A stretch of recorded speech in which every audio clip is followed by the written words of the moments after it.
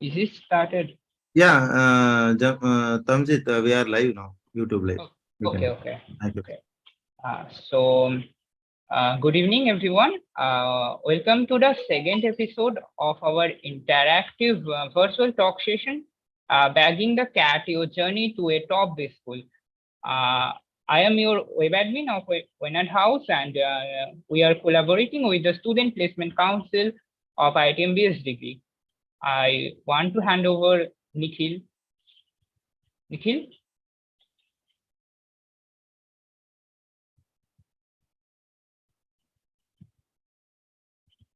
Okay, so the connection may be lost for uh, that reason. So,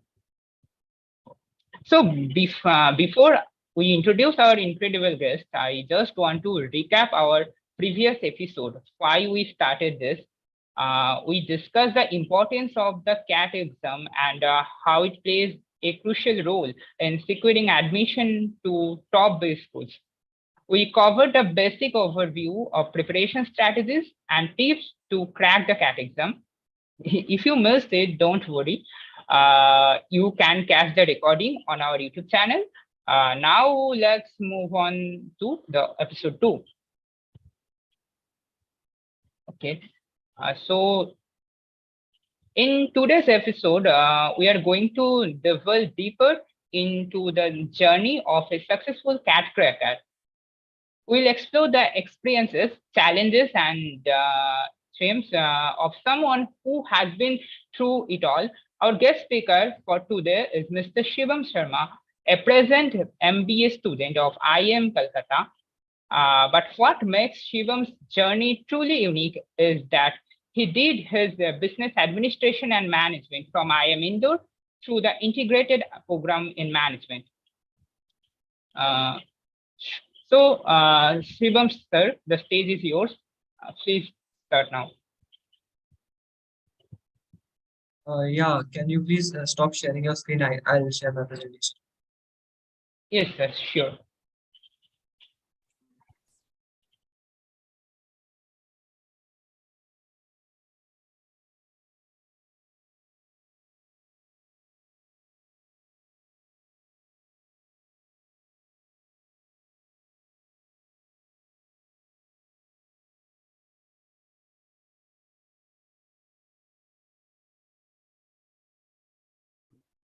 Yeah, hello, good evening all. First of all, really sorry for spoiling your weekend evening. But yeah, trust me, I'll keep it short and brief and we'll address your questions in the end. So my point is that I'll speak for less time and you'll ask questions. So that will be an interactive session. So that because everyone faces different issues and what was my strategy might not be successful for all of you. So first of all, congratulations to Wayanad House because there are only a few colleges that do these things for their students. So congratulations to them. Okay, so let's start. First of all, about myself. Hello, my name is Shivam Sharma, and I did my undergraduate from IIM Indore in the integrated program in management. Currently, I am a student at IIM Calcutta in the MBA first year. I secured 99.6 percentile in CAT 2022 and had interview calls from all the B schools except IIM Ahmedabad and got interview offers from IIM Calcutta, FMS, and IIM Indore. And eventually, I chose IIM Calcutta, of course. So yeah, that was pretty much about me. Moving on. So I have structured this session as first of all, we'll talk about CAT, the basic stuff. Then we'll look at what colleges you all can target, what are the reputed B schools that you can get after giving CAT exam.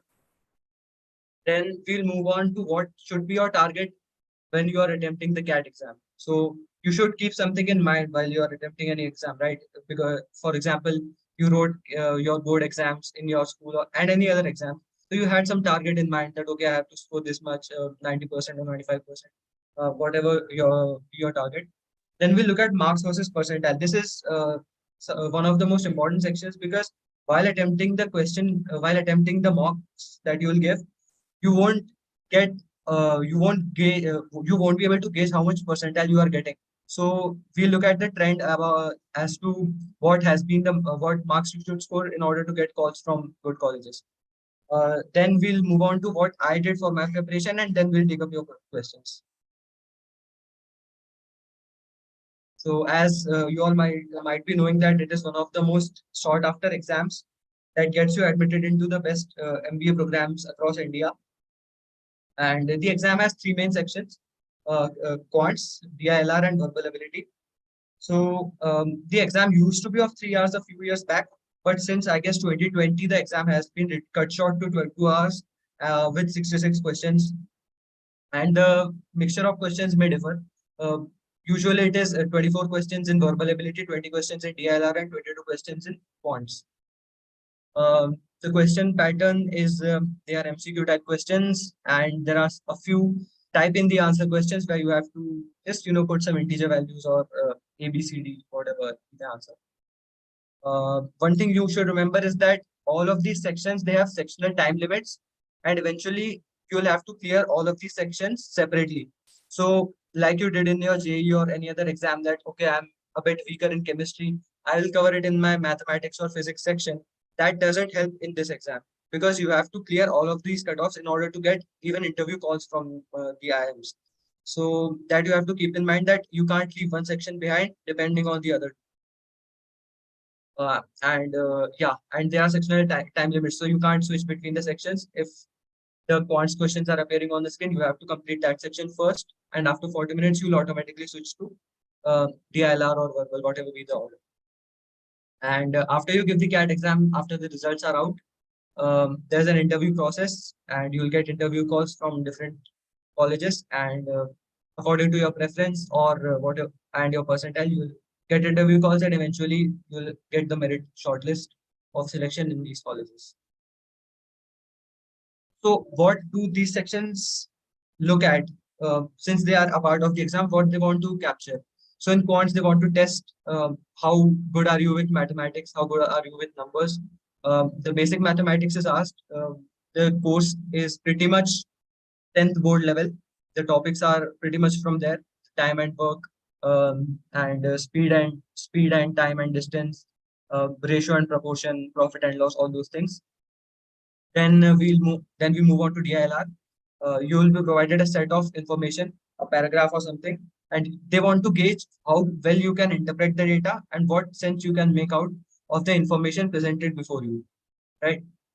And lastly, VARC requires you to understand and read between the lines actually. So when the exam appears, you'll get a reading comprehension that we used to get in school, and you have to read between the lines. So it is not like the straightforward questions that we used to get in school, right? You need to analyze, delve deeper into it, so that you may be able to solve the questions.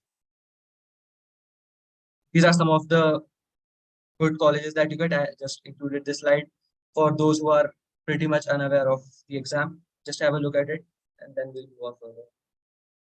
Okay, so I found this photograph on the internet. Um, I'm not saying that this is the benchmark that you should if you score 99 percentile, you'll get calls from all IIMs. This is not the case, but this is just for your reference. Okay, approximately if I score 99%, I might expect calls from some of the main IIMs.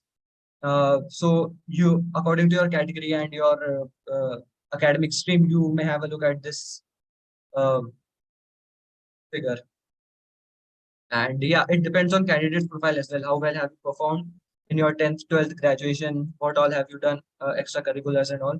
So IIM calls are not dependent only on the CAT score. They look at the other stuff as well.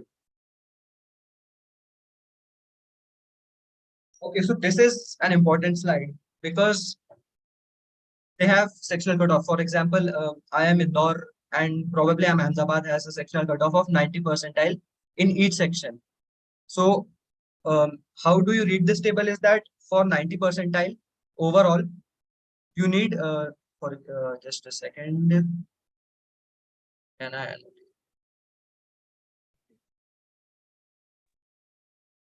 Yeah. So in order to achieve 90 percentile in each of the sections, so for example, this is CAT 2021 score versus percentile. So we'll analyze it a bit. So for example, you need to get 90 percentile in every section in order to get a call from IIM Ahmedabad. So you need to score 30 marks in verbal, 20 marks in DILR, and 18 marks in quants, and overall 60 marks. So you may see that the sum is not equal to 60 because the individual sections, they have individual percentiles, and eventually you will get these scores. But you should know that getting a 90 percentile doesn't mean that you'll get a call from IIM Ahmedabad, right? It is a necessary criteria, not a sufficient criteria. So if you'll not get 90 percentile, then you are definitely not going to get a call. But if you get more than that, then it depends on what your rank is, what is your overall percentile and on. And but if you score less than 90 percentile, you won't even receive a call from any of these colleges. So this was pretty much it. And yeah, the level of difficulty determines what the score versus percentile is. So this year, I know my friend who scored 93 marks and he scored 99.5 percentile. And my score was also approximately 95 and I scored a percentile of 99.6.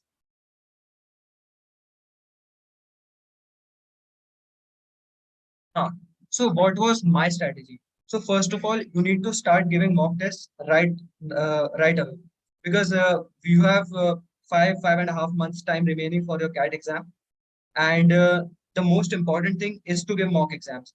Uh, you can get mock exams for approximately all the coachings time and IMS whatever you prefer.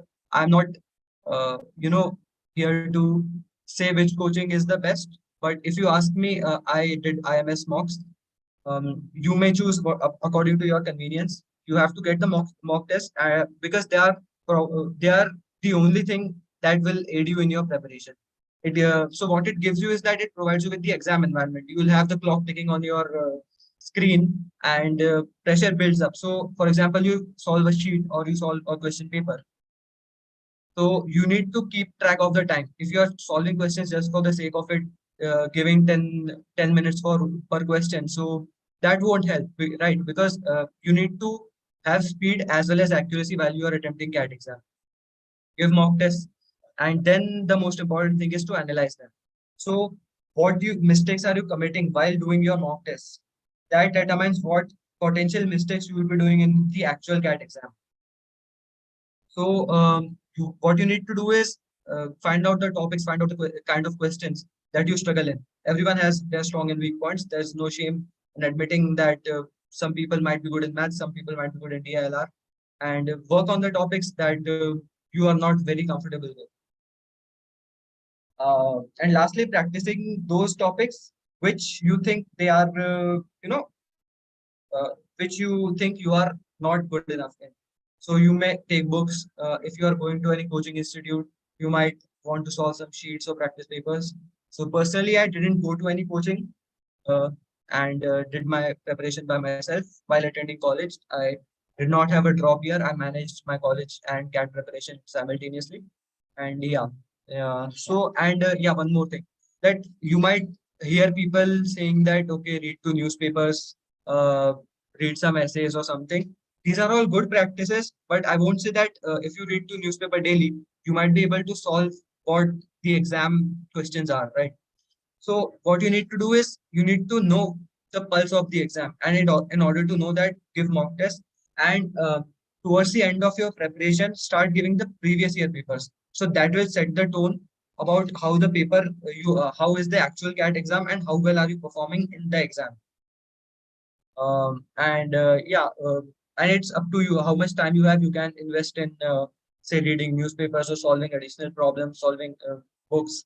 And yeah, for the books, what I did was I purchased second-hand books, uh, and the author was Arun Sharma, the most famous author of cat books. So I purchased Arun Sharma books second-hand, and then what I did was I took mocks at because the book is large, right? You won't be able to solve each and every question of that. So what you need to do is give mock tests, analyze what all aspects you lag behind in, and choose those questions. Pick your level of difficulty. If you say, for example, in some topic, you don't have any idea how those things work. So you need to solve from the basic stuff, the basic questions from scratch, the examples and all. So yeah, that you will have to figure out yourself. Because see, if I tell you my journey and someone else tells you their strategies, that work for them, and everyone has certain way of thinking, certain way of analyzing stuff, certain way of you know approaching what the questions are. So what worked for me might not work for you, and what will work for you, no one can predict. So what you need to do is take mocks, and then you have to decide yourself what your exam taking strategy is. What I would say is, I'll tell you just a quick instance from my CAT exam. So as soon as I entered the exam hall and the first question appeared in front of me, that was PRC section, verbal ability. So a large reading comprehension appeared in front of me, and you have always the nerves running when you appear for such a big exam. So I was a bit scared at that time. Looking at the RC, I was not able to comprehend what the RC is trying to tell me. So you often get baffled during the exam, and that you need to, maintain the exam temperament, and that would be done through mocks and through your personal, you know, willpower, so to say. That how well do you manage your nerves? Because during the exams, I've seen many people they prepared harder than me, but unfortunately, in the exam, they took so much stress that they were not able to make it big, right? So what you need to do is just treat it as in another exam. You might all of you are appearing for such a good course in IIT Madras, and most of you might have given some competitive exams before. So you should not be scared of this exam and take it just like another exam that you give in your college. And that confidence would be provided if you follow these basic stuff. So I guess we can move on to questions. And in between, if I get if I have something more insights to share, if I remember something out of the blue, I'll share you in the further coming. Okay, so you can ask questions. I deliberately kept my part short because we want to devote most of the time answering your questions. What problems do you face, and how can I with my limited knowledge of this exam, how can I be able to guide you through the process? So if you want to ask anything, the floor is open now. And yeah, if I want to add something, I'll keep it in between. So please, yeah, sure, Um, please. I just want to mention one thing before we open the floor. We collaborating with the Student Placement Council. The Student Placement Council have some questions on that manner. The Nikhil want to ask some question, and then we open the floor. Okay, Nikhil. sure. Hi everyone. It's great to be here. So thank you, Mr. Sharma. You have shared a lot of vital information with all of us. So we did have a few questions that we received from the students, and we have consolidated them. I hope that you could give us further insights for these questions as well. By the way, I am a representative from the Student Placement Council. My name is Nikhil Guru. So I'll just get along with the questions then. So the first question, one of the most common questions that we had was, in this present job market with so many online courses, so many diversified fields, what is the benefit of doing, let's say, an MBA as opposed to another degree, or just starting a business or an entrepreneur, beginning your career as an entrepreneur? What exactly are the present day benefits of doing an MBA? So right, so you may see that the job market is now right now. So most of the tech jobs, they are being replaced by machines or AI. So what you do in an MBA is that you learn those skills that are somewhat difficult to. I'm not saying it in a generalized manner, but most of the job that you do, for example, an HR management or a strategy role or a consulting role. So the ongoing, automation that we see in the industry, that MBA field is somewhat less affected by that. There are, of course, data analytics tools that you might help in forming your strategies and all.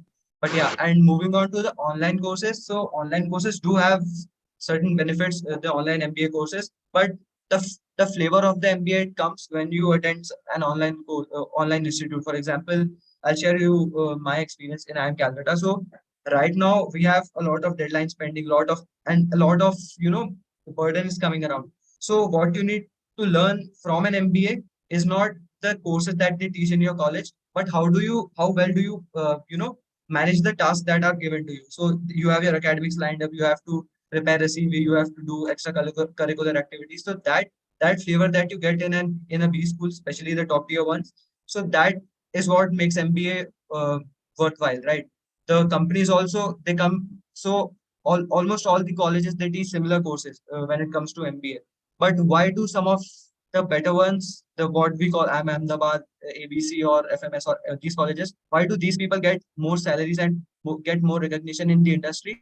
This is why because they were able to manage such a crunch degree along with the other stuff that they did in the college. So that's what which makes the MBA worthwhile.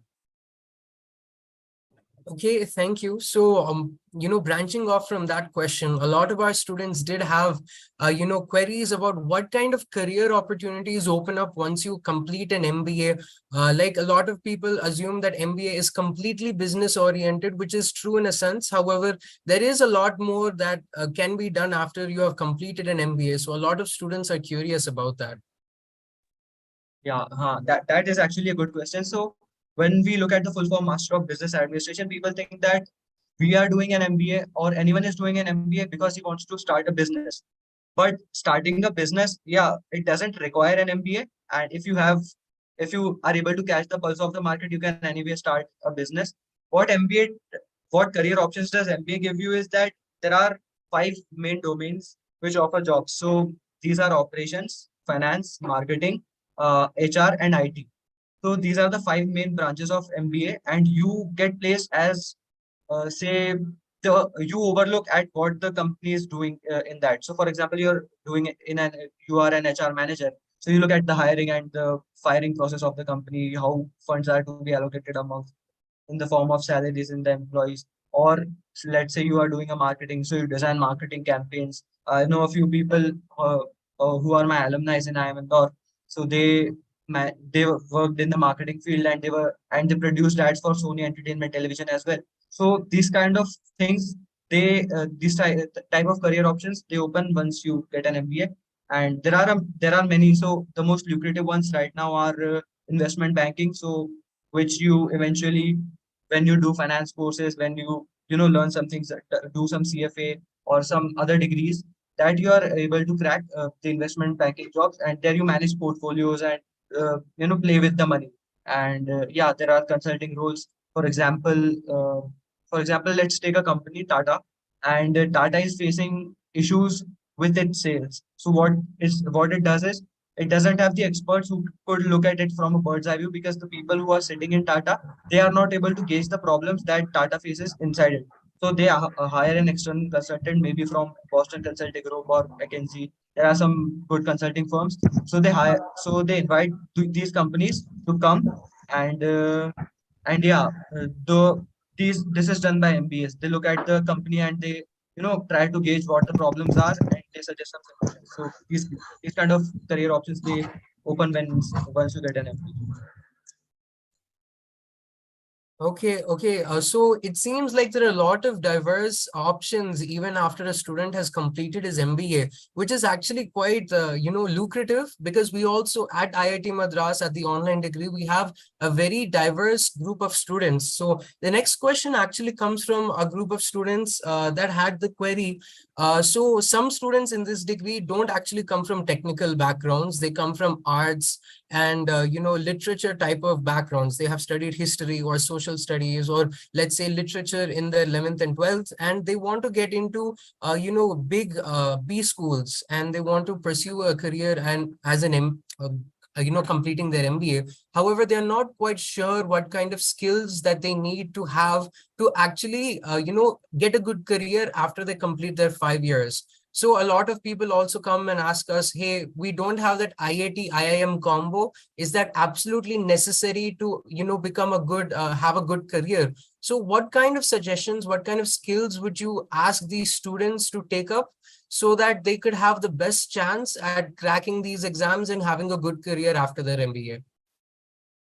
So yeah, I would like to share my personal example from this.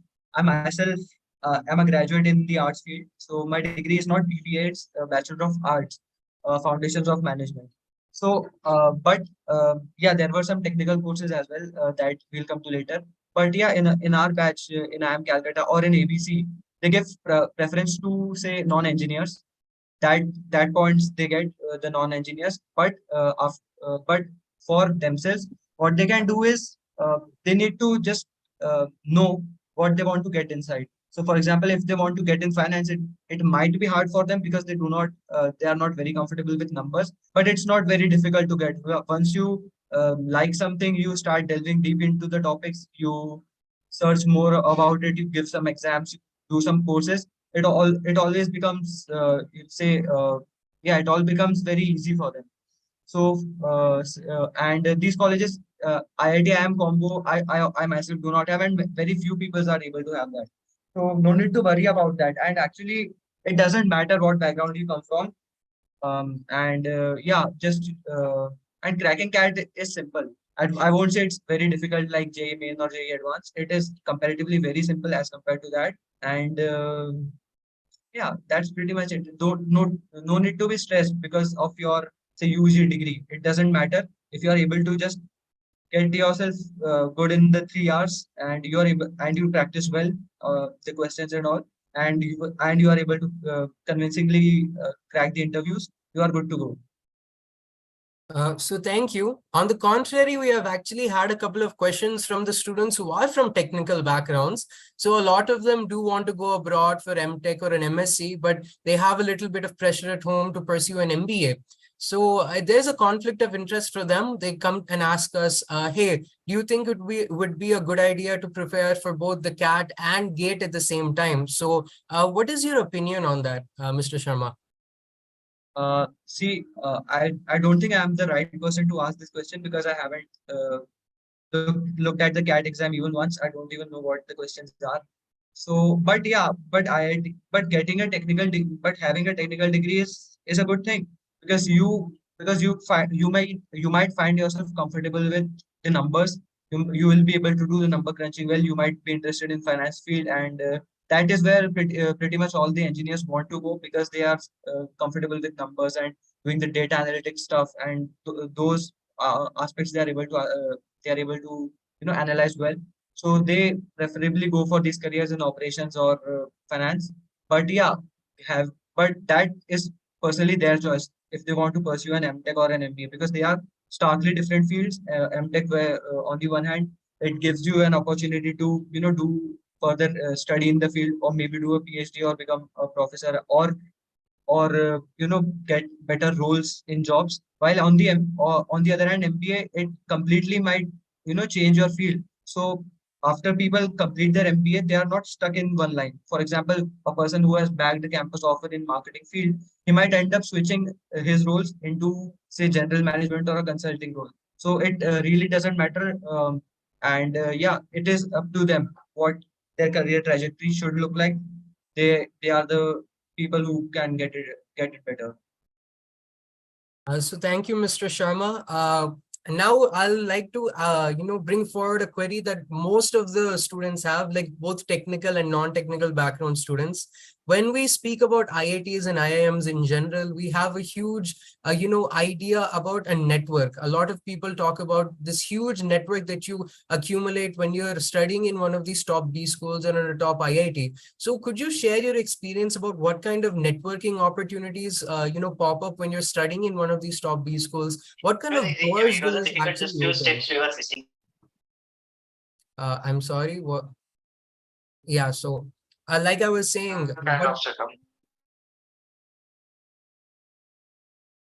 Yeah, carry on.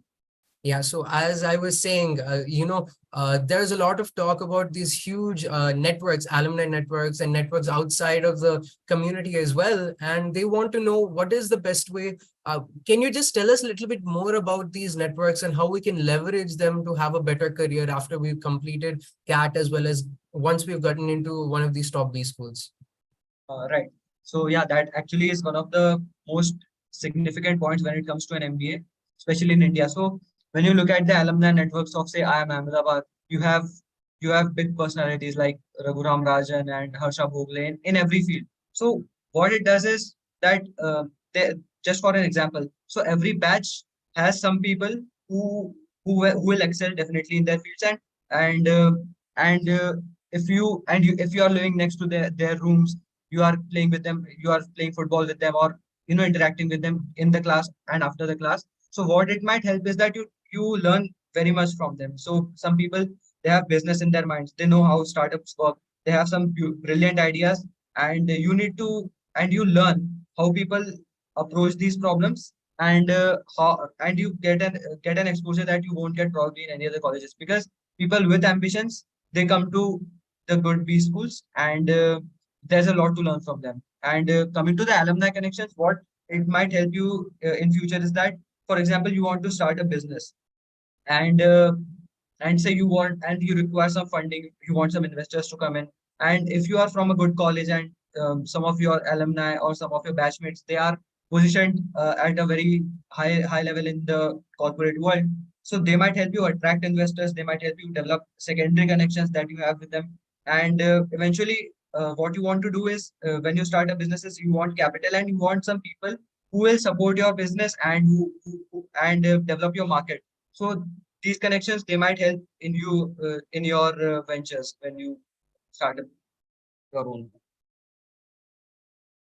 Okay, so thank you so much, Mr. Sharma. That'll be all from my side.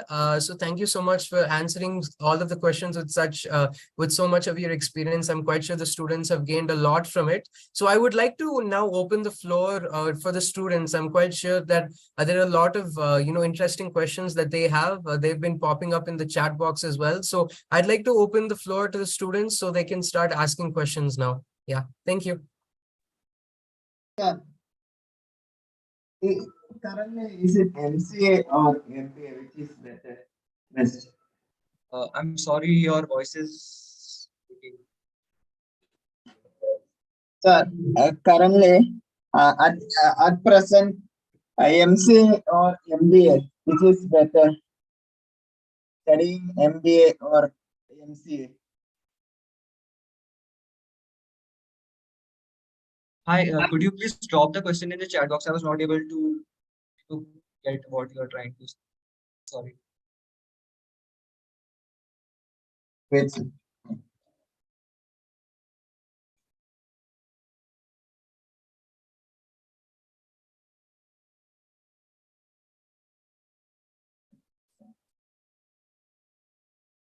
Yeah, someone was asking in the chat box that he is a non-engineer like me, and how to score 99 plus percentile in CAT, right? So what you have to understand is that the questions are not very difficult, and engineering and non-engineering fields. So what you need to do is you need to get the maths of it. You don't need to do very calculus heavy, or the the advanced level of maths that is to be done like in JEE or something. The questions are pretty simple, and with practice you will be able to catch how to do this question, and you will eventually learn the tricks. In which year for CAT? So, I'll tell you my experience. So the CAT exam happens in November. So I started preparing for CAT in the same year itself. During April, I started in April. I did CAT preparation, full-fledged CAT preparation for 2 months, and then when I came back to college, my classes started and exams and all they went on. So my CAT preparation took a backseat, and I couldn't prepare for CAT for say let's the next 2 months. But when the exam approached in October or something, as I again started full-fledged CAT preparation, and yeah, I was able to do decently well. So yeah, but don't. I'm not suggesting that you also follow the same pattern. But I think 5 to 6 months, the time that is left now for CAT, that must be sufficient if you devote your hours carefully, and if you keep track of what you are doing correct. That should help. Hello, Uh, am I audible? Yes, you are audible, ma'am. First of all, thank you Wayanad House for this workshop and this series for CAT. Uh, Hello Shivam. My name is Manan Jain. I'm a student of BS degree and an engineer. I've trained in industrial engineering. I think you can hear me, right? Yes, I can hear you, but the voice is. Oh, Okay, okay. now my voice is clear. Yes, yes. Carry on. So I actually have keen interest in entrepreneurship and venture capitalism, and I want to grow my career in VC and you see like business strategy and investment. But I'm currently not have much clue. How can I start? Should I do a CFA or should I prepare for CAT and prepare for getting into a top tier business school? I actually don't know how these VCs hire people. Like, how can I become an associate level or an analyst at a VC? Since the in India specifically, the hiring process is quite competitive and a lot of people want to get these lucrative positions. I don't know how can I uh, actually make them notice me. So can you tell me how IIM Kolkata or any other top IIM can help me attain this? Or if not, what are the people at your IIM doing? Might be some people might be trying to get into venture capitalism. So how they are preparing for this? Okay, sure. I think I get your question. So, becoming a venture capital or say a big startup founder in future, so that is a long journey. So, while thinking of doing an MBA, it's not necessary to do an MBA if you want to become a venture capitalist or something. But yeah, people do target short-term goals here. So, for example, people are willing to take up investment banking jobs that might eventually lead them to a career trajectory that they might end up being venture capitalists. So for that, the people do CFA courses. People do other kinds of courses, finance specialization courses. There are many offered by some good B schools like Harvard and something. So people often do that, and yeah, becoming a venture capitalist is a long journey. As far as my limited knowledge is concerned, I think that it requires uh, some experience in the field.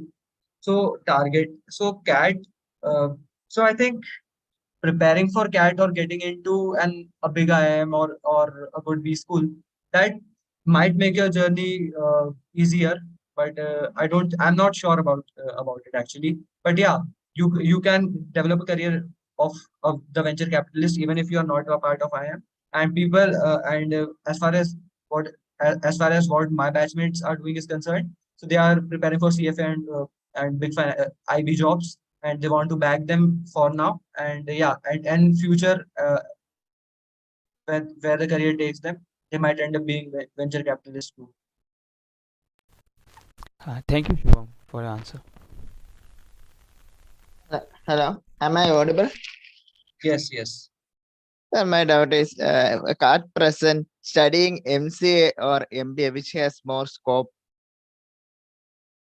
Uh, that depends personally on you. If you are able to do justice to a computer application degree, MCA is for Master of Computer Applications, right? If I'm not wrong.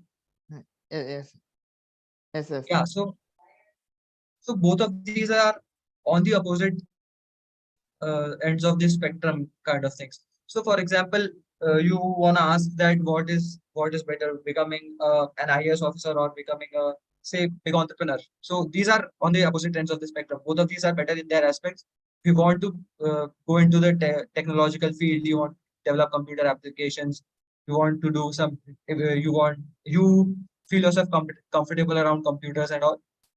So yeah, so you can obviously choose it. But if you want to go in some say management roles, you want to form, you want to consult people, you want to develop strategies for the company, then you might go for MBA. So those are very different fields. You cannot directly compare. And as far as placements are concerned, it shouldn't Yes, matter actually. the If you're salary, interested, I'm sorry. after completing the graduation, the salary, we Salary.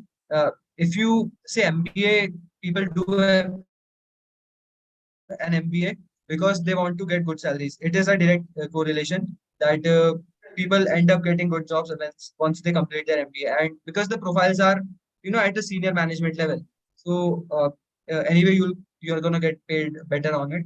And I do not have exact data on how MCA placements are, but yeah, MBA placements you can find it on public forums as well, and all the IIMs they release their placement reports. You for your personal reference, you might have a look at them and choose if you want to, be in those fields and explore the roles. Because eventually, what matters is that what you want to do in life, what career are you aspiring for. It doesn't matter what salary you are, targeting. Okay. So one more thing. If I doing MBA, then online or off in campus, which is best? Definitely in campus. Definitely in campus. Because MBA is not a degree; it's an overall experience that has involving your batchmates, your seniors. You might want to interact with them. You might want to, so people often find it difficult in the first few days, and I'm also finding the meeting the deadlines a bit tiresome in my first few days. But it is a part of life. So when you go in the corporate, you'll be flushed with deadlines. You have to do everything. You have to manage your personal life. You have to manage your family at once. So what MBA does is it prepares you for your future life when you work in a corporate. And living in a campus of an IIM or a good college, it obviously has a great impact on your personality as a whole. So earlier I'm giving this session right now. So I don't think I would have been able to do this if I was, say, not interacting with these many people of this sort. So it obviously had been developing my personality as a whole, and it usually does because people, they get rid of the social anxiety and all those things because you meet with so many people, learn through them, and it's a very good experience, and you don't want to miss out on that. Okay. Thanks. Thank you, sir. Good evening, sir. Yes, Priyansh, and Sir, then may so you on. please answer how much role does extracurricular activities have for admissions to top B schools? Are they so much necessary? I won't say they are much necessary. So I know people from my batch who are struggling to get their CVs filled in the extracurriculars point. But yeah, extracurriculars do open up the forum for discussions during the interview. So when you go for an interview and you do not have many points in your extracurriculars, so they might ask you that, okay, the other fellow candidates that you have in CAT, that the competitors you have, they have good extracurricular points and they have good CAT percentile as you yourself. So can we say that they are good managers of time and resources that they were able to devote their time in these activities as well, and the CAT as well. So you might be able to come up with good answers to that. And but yeah, it usually doesn't matter what does. But yeah, one thing is clear that if you have less points on your extracurricular side, the discussions during the interviews, that goes towards the academic and your work experience stuff. So that points, they require very objective answers. And for example, they ask a question that you do not know the answer of, so it may end up getting worse. But if you have good extracurricular points, say you are a part of football team or something, so sometimes the interview goes on a lighter note that, okay, you play football, what position do you play, what teams do you like, what player do you like, and that probably sets the tone of the discussion. So I won't say it is necessary to have good extracurricular activities, but yeah, if you have some, it is not a loss. Thank you, sir. Got the point. Hello. Hello, sir. Hi, so Uh, I'm a first year student in an engineering degree. And as you said, there are only 5 months left. For me, it's more than 4 years. So right now, should I be focusing on foundations or I should directly jump into mock tests? uh, you you have a lot of time for CAT. I Yes, think exactly. so. Look, you can do anything right now. CAT prep is what. So if you want to prepare, that's good enough. Good, yeah. Start solving questions wrong, and you are an engineer. You will be comfortable with maths, I suppose. So just I would say enjoy your life, and yeah, if you are able to do it, take out some minutes, some hours of study preparation in your because see, if you start studying now the topics you study, it is a chance that you might forget them once you give CAT. So you need to keep brushing them up. that I would suggest. Start preparing now, but don't take much stress. Most of the preparation it comes in the final year, and it is a fact. I mean, I'm not saying it to stop your preparation and all, but if you want to prepare, it's good enough. Start and yeah. So what I would suggest you is you are in an engineering college. Start focusing on getting some CV points that might help you in your MBA placements. So get into societies, go do some good stuff, you know, go in some fests, talk to people, and try collecting certifications. All those things might help in your placement. And side by side, start preparing for CAT and solve. Take a look at the previous year papers. Try to analyze what kind of questions they ask, and base your preparations according to that. That's what I'll suggest you now. And yeah, in the future, if you want to ask something, you can contact me anytime. Thank you. Yeah, Afra. Hello. Sorry if I'm pronouncing it wrong. Can you hear me? Yeah, please. So I wanted to know if any job experience is required for MBA. I personally have none. I have no work experience. I'm a fresher, and yeah, no job experience. But yeah, it adds some points when it comes to interviews and all. But it doesn't matter. But yeah, if you have a job experience, it is good. Yeah, you have experienced the corporate life before. You know how things work, how the management levels are in a company, how whom to report, how to report. Those things you. But yeah, it can be done after an MBA also. So there are two approaches people do. First approach is like I did, get done with the studies at first, and then focus on your professional career, earn money, and all those things. First get done the studies and then do jobs. And some people, they think that okay, jobs are necessary to get a gist of what the MBA classes teach us.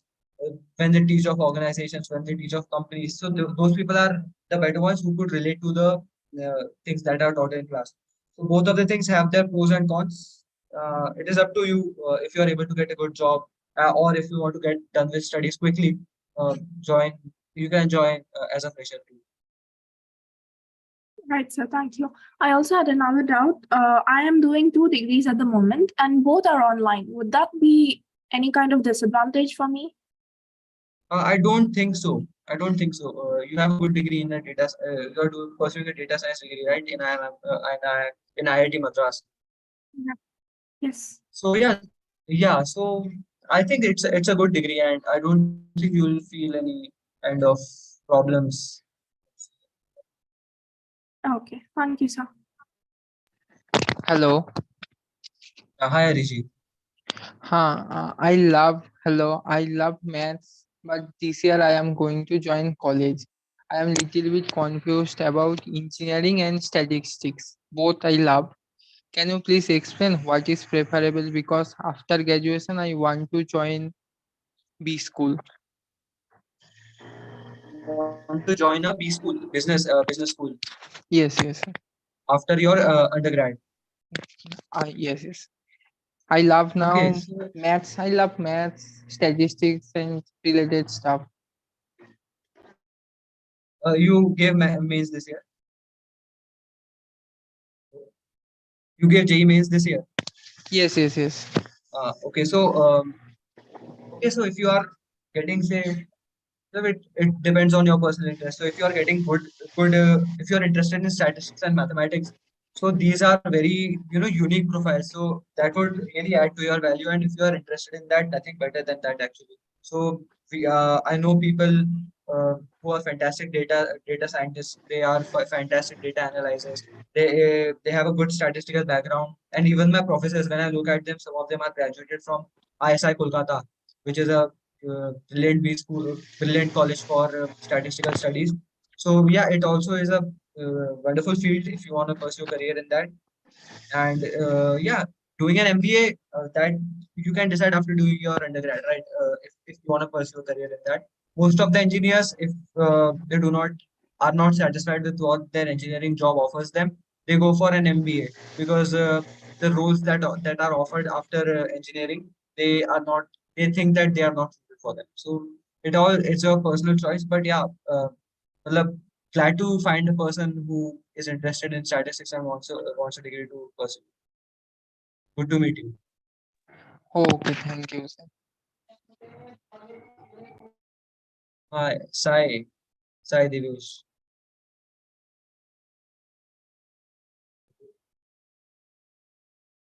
Okay, Dhanush, please.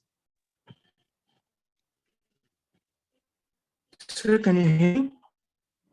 Yeah, Dhanush, please. Sir, I'm BS first year student. I want to crack CAT and get into the IM. How should I start, like strategy or anything? Yeah, Like so as I mentioned, so if you, by the way, when are you planning to give the exam, CAT exam? This year? after 3 years. After three After years. Like I after want to three take years. it as uniform. The Okay, learning. okay. Okay, so are you planning to join any coaching or something? No, sir, I'm thinking to prepare self, That's but I don't know how really a to good do idea it. because yeah. So what I would suggest is if you can get if you wanna matlab, if you can invest your time and a bit of money, not much, but yeah, get the CAT books right now and start doing the questions. You by the way, you had maths in your class 12. Yeah. So you'll feel comfortable with quants, I think, because quants are, as I was telling you in my session as well, that CAT exam is not very difficult. It is somewhat very easy, and topics are from 10th level only. So just to be familiar with the questions and if and you do not you know leave the tone of the exam, you can practice the questions on a daily basis or something. And yeah, after 3 years you are going to give CAT, so most of the preparation I think you will be doing in your final year only. I won't suggest you to take mock tests as of now, but you can have a look at the previous year CAT exams. As I was telling someone else as well, that get a hang of the exam, how what kind of questions are asked, all those things, and try to build your profile for your MBA selections as well as your campus placements as well. Sir, actually, like, should we learn any theory like it, or should we only do sums? No, theory is not required. You only need to know the tricks to solve the questions in exam. Uh, yeah, they don't ask theory questions like if this is what is a say Like I'm bijective saying that function. means any required theory for the sums. No, no, Like no. I'm It's not required. preparing with Dr. R.S. Agarwal Eschan. Okay.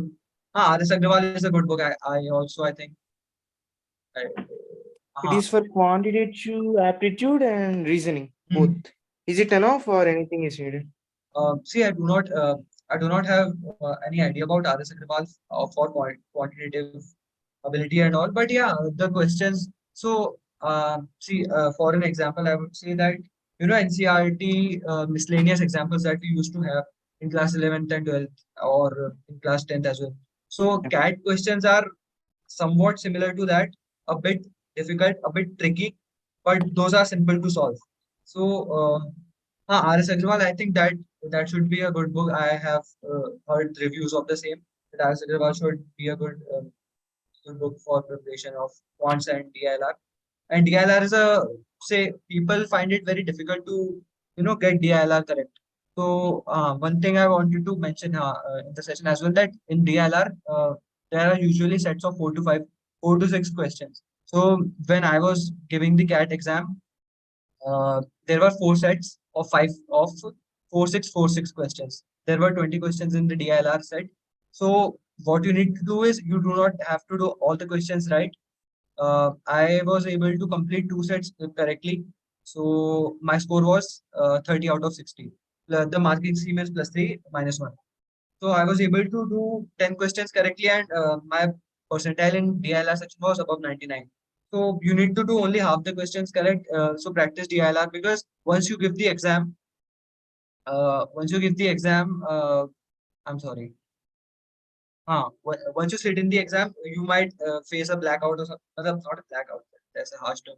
But yeah, you might feel that okay, you are not able to make sense of what the information is provided. So you need to, just learn how to think when these questions come in front of you. So yeah, if you can practice logical reasoning questions, they'll prove to be good. Can you suggest any app or application website to practice and analyze the questions or to learn anything? Uh, so I myself did not had any access to any of these resources. I prepared using mock tests. I took mock tests of IMS Coaching Institute, and you can take off time and any of them. So what they do is they provide you mock tests and the analysis of them as well. So yeah, Okay. And I heard that the fees are very high, like for 2 years, 30 lakhs, like that, right? In IMs. yeah, Is there yeah. any My fees policies or anything? yeah. So some colleges, so all of these colleges, they have need-based compensations in fees. So if your income falls below a certain bracket or something, they will deduct some of your fee. They'll waive some of your fee off. And otherwise, there are loans available, and almost everyone takes education loans when it comes to an MBA. I myself am on a education. Okay. Then you suggested I should do sums like up to 2 years, and at last 2 months I should practice more on the tests. Yeah, yeah. In the last year, you should take a mock test series and start doing the CAT questions. And yeah, towards the end, it should be good to go. Yeah, and there is any certain syllabus like that for this or just general? Yeah, I think on the CAT website they have mentioned the broad topics that come in the CAT exam, and you can gauge what the syllabus is by looking at the previous year papers, if there is not any. Otherwise, what I can tell you right now is that some come from arithmetic, geometry, not calculus, arithmetic, geometry. Some questions may be from coordinate geometry, and algebra. Yeah, and real numbers and all, they come very rarely in CAT. So in maths, all of these things. In verbal aptitude, the questions are like reading comprehension, para jumble.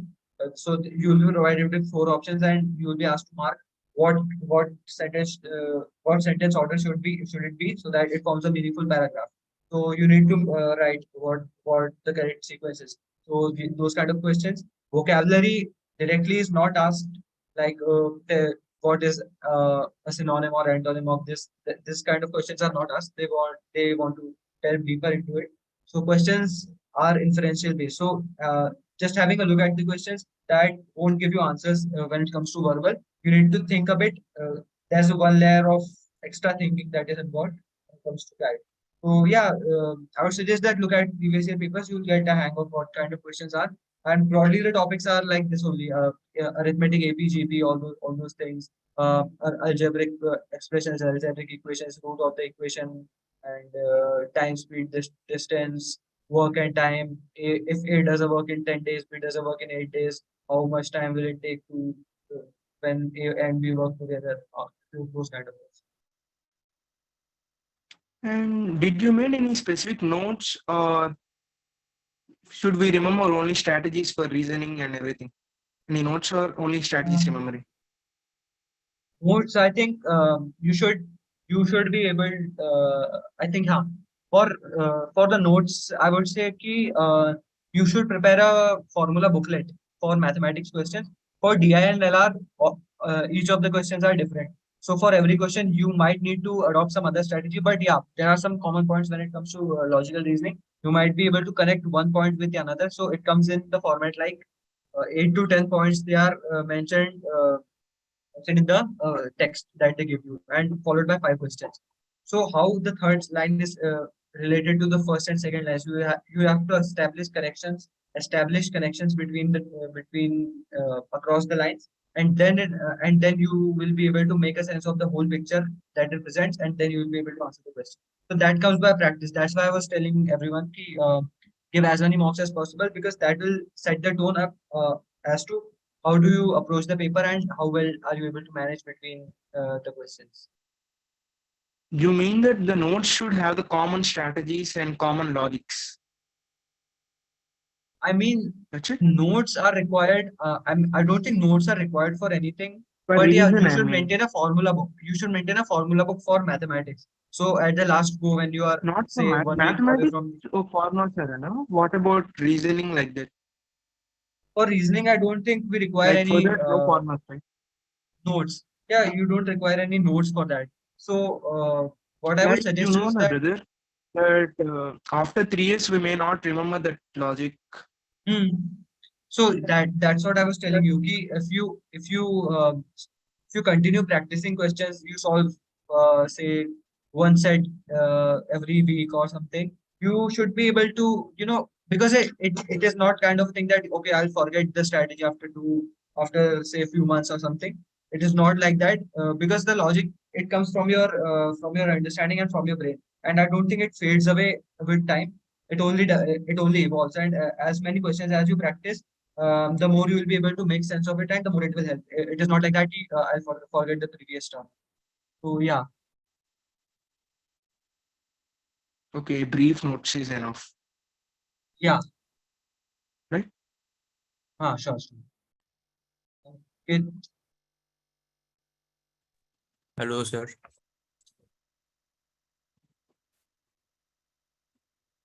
Yes, Shai Divesh, you are audible.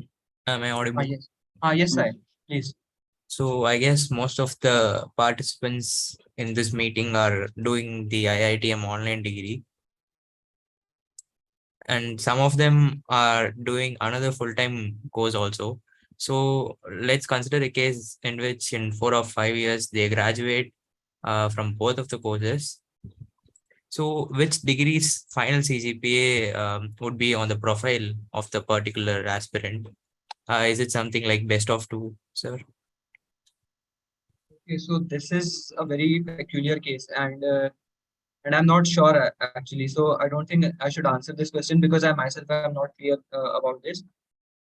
So yeah, I think you need to clarify. I myself am not able to answer this question because Yes, sir, I haven't I'm thought about it yet. Yeah, being I peculiar didn't say, because I didn't see it on internet. This question I didn't see it on internet being answered, so I asked you. yeah. I'll definitely take it out, sir.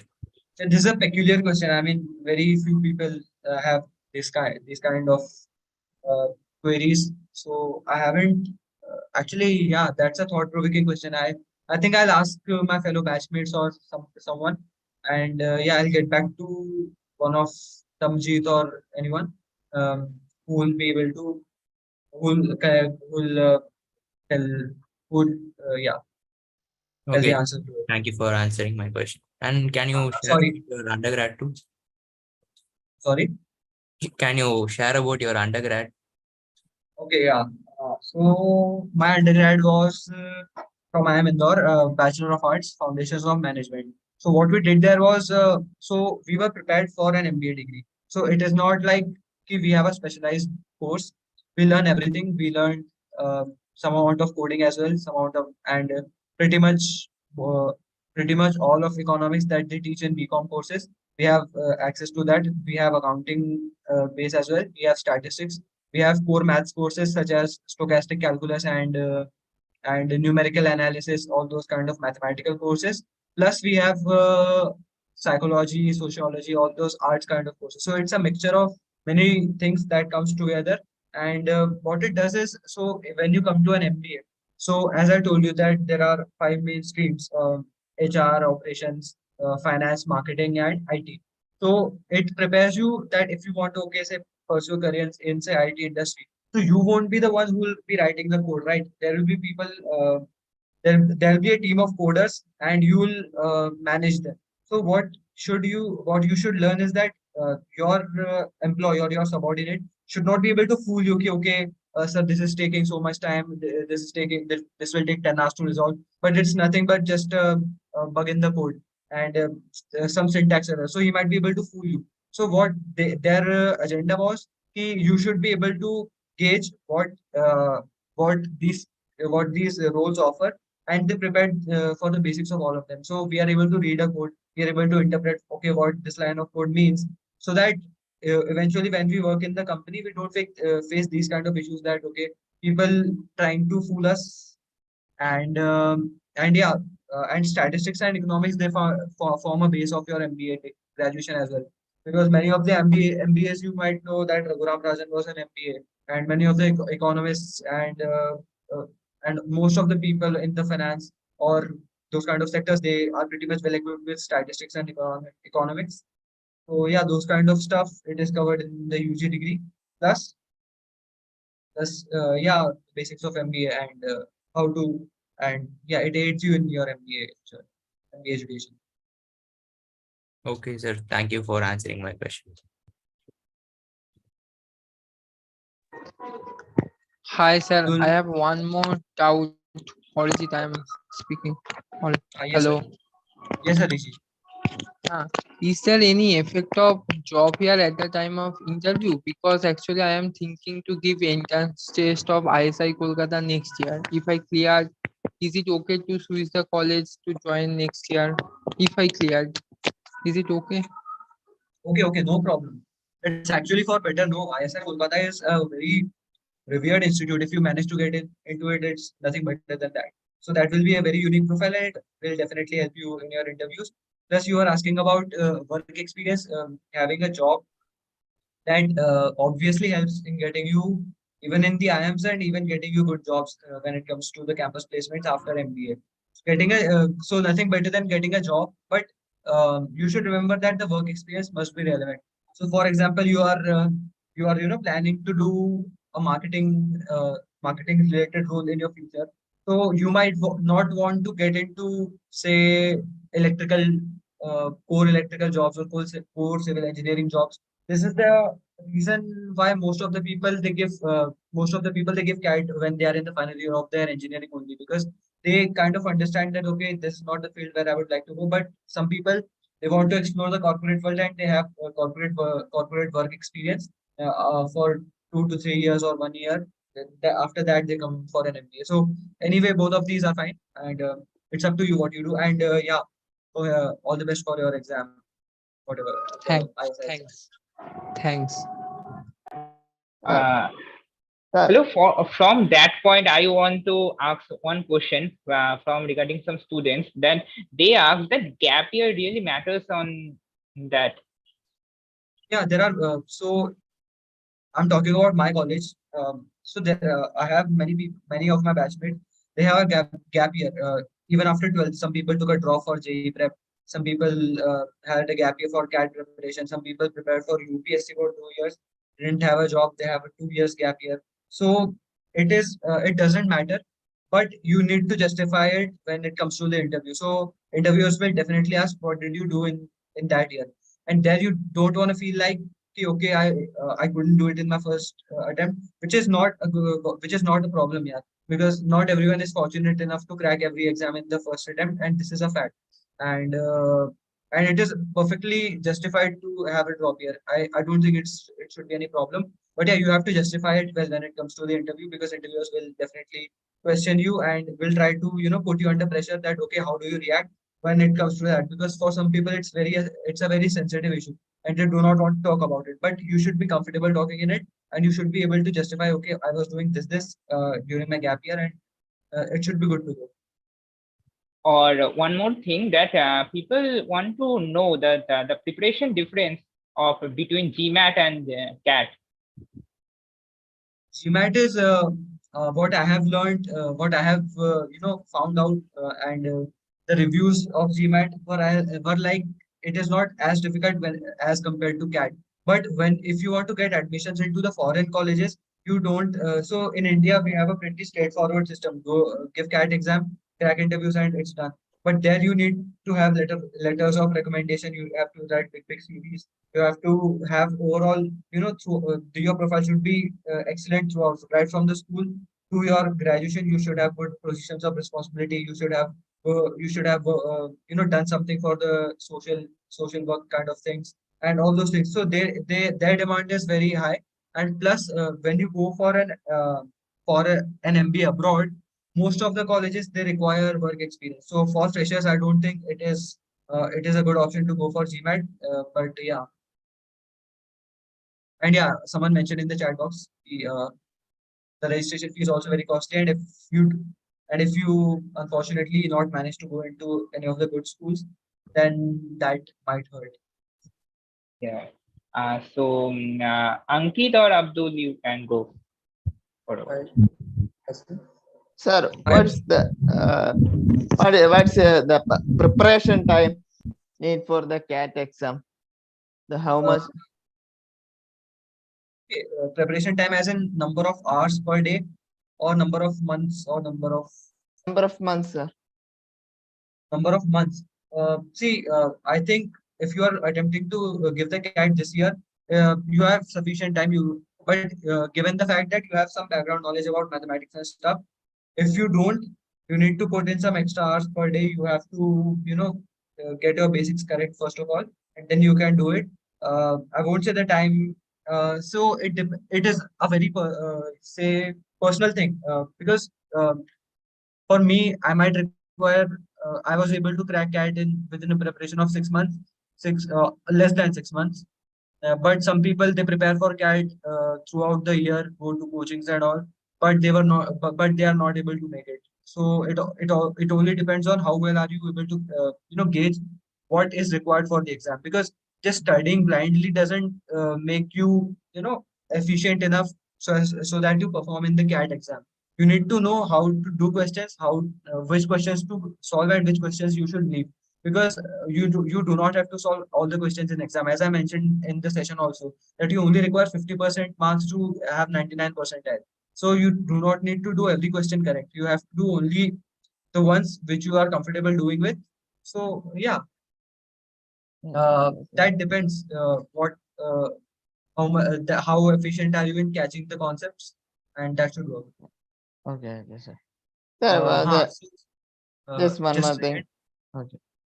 Just a second. So someone asked whether I joined any coaching. No, I didn't join any coaching. I prepared myself. Yes, please carry on. Sir, is it worth it to spend what is IIT, IIM top B school with a fees of 30 lakhs, something like that? Can we get that after the job? Jobs are fees. I would definitely agree that fees is a huge aspect when it comes to an MBA, and no denying of the fact. But see, you are eventually investing in something. So this is my personal view. It may be biased. It may be, you can call it anything. But I think personally is that investing in education is the best thing you can do in your life. Because see, once you graduate from IIM ABC, so their fees are approximately 25 lakhs for 2 years. ABC fees. So, but if you look at the average CTCs, you can have a look at their placement reports as well, their official placement reports that they upload on their website. So the median CTC is touching 33 lakhs. So 50% of the batch is getting more than 30 lakh package. So placements. So why do people join these colleges if the fees is so high? Because first of all, they give you a very big brand name in your career. They people say ki, if you understand Hindi, I don't think you will, but yeah, people say that whatever sins you have committed in your UG and life before, MBA is enough for washing them off, because it provides you with an opportunity that you are able to crack some of the best MNCs and all those things, because you do an MBA from a good college. And you might, and I don't think you will get any better salaries in anywhere else, unless you are from an IIT computer science or something. That is a whole different league. Yeah. Okay, sir. Thanks. Yeah, Abdul, please. Am I audible? Yes, Am you I are audible. okay? As you have mentioned about your UG degree from IIM, what are the UG degrees in IIMs, and how can I register?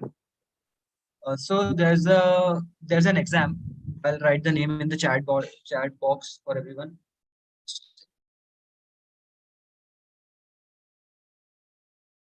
IPM 80 is the name. So IIM Indore is the best IIM that offers it. So some newer IIMs like Bodh Gaya, Jammu, Ranchi, they have also opened it. But personally, if you ask me, I won't suggest you to join those colleges, because they are pretty new in the IIM segment. Those hardly 10 years have passed since they have been opened. but IIM Indore has its legacy from the future and has a very sought after course. It was the first IIM. It was the first IIM which started this course back in 2011. So it has a pretty strong hold over this degree. If you give this exam right after 12th, you get it in IIM Indore. And yeah, and other colleges have another exam titled the same IPM 80. Are there any age criteria for it? Yes, there is. There is. I don't remember the exact figures, but yeah, but I guess 17 to 19-year people. And someone asked me, someone is asking in the chat box that best course, uh, best college for business analytics. So there are a few colleges. For example, I am Bangalore. It offers a very good course, PG, BBA, BA or something, postgraduate program in business analytics, PGPBA, right? So it is one of the most sought after courses for business analytics. Plus, there's a course, postgraduate diploma in business analytics, which is offered by IIM Calcutta, IIT Kharagpur or IIT Delhi, I'm not sure, and ISI Kolkata. So these three colleges have combined to create a program, postgraduate diploma in business analytics. That is also a good program if you want to explore that field. But yeah, IIM Bangalore PGPBA is one of the better ones. These two programs, if you manage to get it, they are good. Yeah, SET. Hello. Yeah, I have posted the same question in chat also. Like, which is better, executive MBA or 2-year full-time MBA for experienced professionals? I'm sorry. Hello, am I audible? Yes, but yes, please. We can try again. Yeah, I am asking that which course is better for experienced work experience? Executive MBA or a 2-year full-time MBA? Okay. So for executive MBA, the cap of work experience is a bit high. For example, 5 years or something. There's this criteria if you have 5 years or more or something. I don't know the exact figures. But if you manage to get in the because see flagship the IIMs, what are they famous for? They are famous for MBAs. Those are their flagship courses that they have been running since say 50, 60 years or something. So getting an MBA, 2-year MBA is the best thing that you can do from an IIM or from a MBA perspective. But see if you want to explore the field more and you do not manage to get into the MBA programs right when you wanted to, you can definitely opt for executive MBAs. But you must remember that executive MBAs do not offer as lucrative salaries as the MBA ones. Plus, the fees is anyway the fees of MBA is more, but the fees of executive MBA is even more. 1-year program costs a bit more as compared to yeah MBA courses. 2-year MBA. Okay, in terms of experience of the college, is there any difference between executive MBA that we get in the full-time? See, definitely there's a lot of difference in the curriculum that they teach. So in MBA they teach from the basics, right? Because people from diverse backgrounds have come. Some is from arts background, some is from humanities background, some is from engineering background. So the mixture of the class is such that they teach all the courses and they teach in very deep levels. But in executive MBA, those are like crash courses. So faculties come, they teach something, the topic get over earlier. I'm not sure about what they teach in the executive MBA, but it is usually done by people who are in the junior level of management when they want to get promoted into the senior levels. So the courses might be designed somewhat in a different manner when it comes to MBA and executive MBA, because executive MBA is a concise form, right? It's a one year course. So yeah, that is pretty different from the traditional MBA that. Thank you. Yeah, Ankit, you have a question. So my question is that is academic required from as we clear CAT exam? Is academic required during call from interview from Big IIM? Yes, they look at your undergrad and some colleges look at your UG scores. but all of them look at your 10th and 12th marks, or and Indore especially. When you give CAT and sit for the MBA interviews, they look at your 10, 12 scores. And many people I know who have excellent percentiles, even 99 percentiles, they do not get a call from IIM Indore just because they screwed up their 10th score. Life is sometimes harsh on these kind of people, but yeah, uh, but there are always options available. Say for example, FMS. FMS is a fantastic college. I would say it is the best college after IIM ABC, the fourth best college, and it competes with IIM Lucknow and IIM Indore in terms of manner. And I'll say FMS is better than that. So FMS doesn't consider your 10th and 12th scores for MBA calls. It just considers your CAT scores.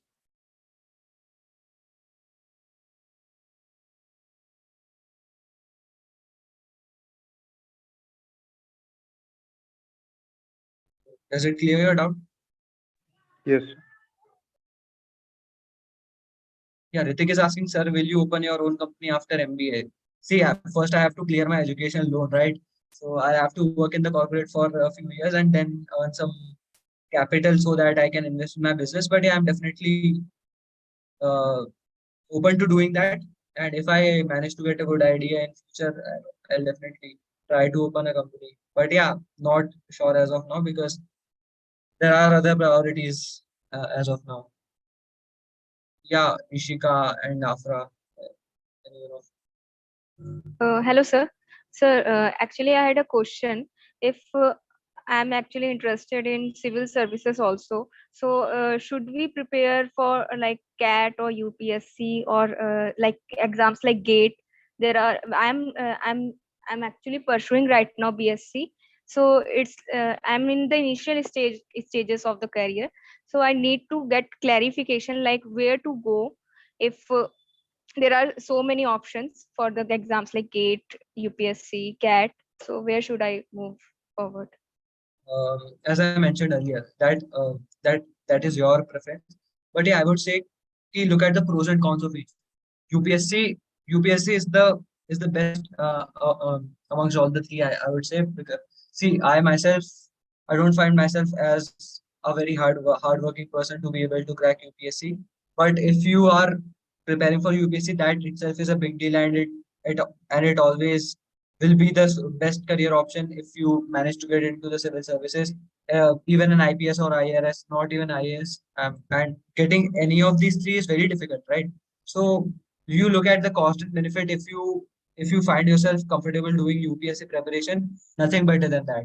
But you must remember that what you want to pursue in life. For example, you will get a government job, very stable job, secure job, everything. But when you do an MBA, when you do a consulting role, so the payments that you get, the salaries that you get, they are very lucrative. And even the civil servants, they on the record, they do not earn more than them. But yeah, uh, you know, right? They eventually end up earning more. But yeah, the official salaries, what people get uh, after the MBA, that is pretty much higher as compared to the civil servants. But the job overall experience of an IS or an IPS or a civil servant, it is very lucrative. It is the best job that you can get in India. So it is your preference what you want in life, what you are looking for in your career, and GATE. Yeah, if you want to uh, do that, it is also up to you. Okay, sir. Thank you, sir. Thank you so much. So I wanted to know if you get any placement opportunities for abroad from MBA. Yeah, some companies offer roles for abroad, but there are only a few. So in the initial first years, in the initial few years when you are just a fresh MBA graduate, some companies they send you to the abroad roles, but many of the companies they want you to stay work in India, and yeah, you might eventually get promotions and go outside. But right from the campus placements, there are jobs that come, but there are only a few in number. So yeah, you have to be amongst the best to crack them. Right. And also my college said that you can give CAT exams when you're in your second year. Is that true? During your second year, yeah. So you won't get admitted into the college unless you complete your UG degree. But you might always try a hand at CAT, and you can give an attempt right now. But yeah, eventually you won't get interview shortlist because you have not completed your degree yet. You can always sit for the exam just to know how the exam works. Right. But what if I'm in my second year now, and by the time the results are over and the interview process starts, I finish my third year by then? What about that? No, it is not possible. So if you sit for the exam in this year in November, the results will be out in December. The interviews will be done by March, and you will be joining your colleges in June. So I don't think you will be able to cover. I don't think you will be able to. You will manage to cover 1.5 year course if you are in the second year. Yeah. So if you are No, in second year right now, you can't complete 1.5 years until June, right? You will my be second year definitely in will your. be ending right now, and by next year, June, I'll finish third year. Okay, then you can. Yeah, then you can apply. Then you can apply for CAD. Thank you.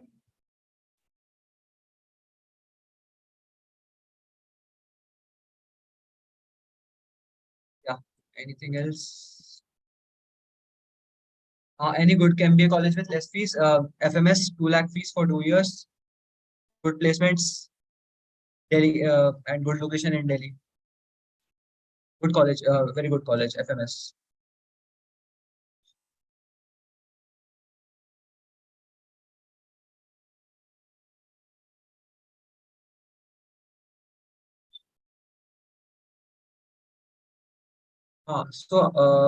See, I did. Is there any other question? If please open your mic and ask. Yeah. Else, maybe we come in the end. We can wrap up. Yeah, sure. If any question you have, please open your mic and go.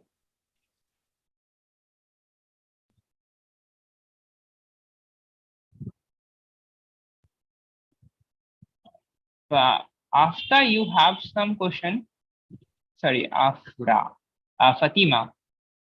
No, sir, I am done. I'm sorry. Yeah, yeah. Okay. So then I guess everyone should done with their question.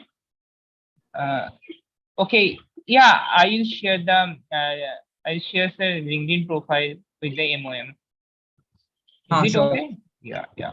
Okay, I'll share. You guys in the CAT group, right? Then I'll share there.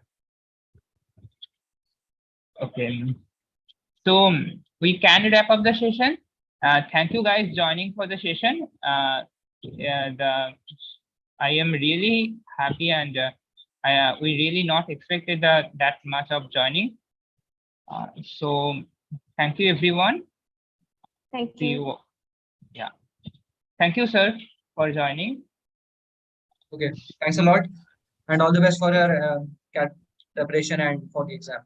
If anything, Tamjeet will share my LinkedIn profile or email ID with you guys. Feel free to reach out if you have any questions. Sure, sure. Sir, please stop the live streaming. Sorry? Sir, you, not you, sir.